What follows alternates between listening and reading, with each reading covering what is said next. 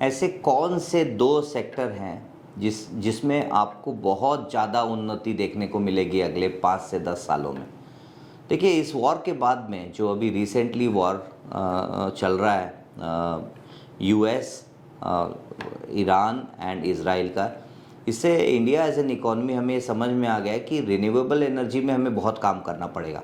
ये बहुत बड़ी लर्निंग हुई है कंट्री की, और इसकी वजह से, और इसके पहले भी इंडिया काफ़ी काम कर रहा था, मतलब सोलर पावर में we ranked as 4th largest in the world.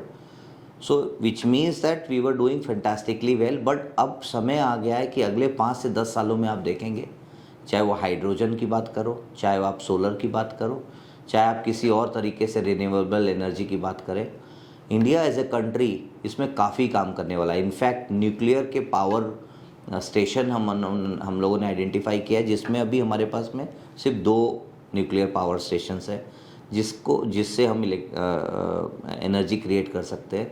आने वाले समय में आप देखेंगे कि India will have at least 20 such stations in India.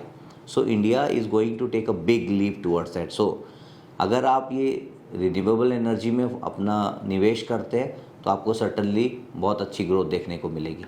Second है AI। AI is not artificial intelligence stocks. We don't have any companies in India which is listed which is only doing AI। तो आपको ये देखना है, AI का मतलब ये नहीं है कि सिर्फ प्रोडक्ट मैन्युफैक्चरिंग, और AI का मतलब ये नहीं कि इम्प्लीमेंटेशन ऑफ आर्टिफिशियल। AI का मतलब ये भी होता है कि डेटा सेंटर। सो इंडिया में देखने को मिला कि ग्लोबली काफ़ी कंपनीज है जो इंडिया में आके अपने डेटा सेंटर क्रिएट कर रही हैं। उनका रीज़न है कि सबसे पहले उन्हें सेफ्टी मिलती है, second they don't have any trust issue with India, and third उनकी जो कॉस्टिंग है वो भी ग्लोबली बहुत रैशनल रीज़नेबल है यहाँ पे।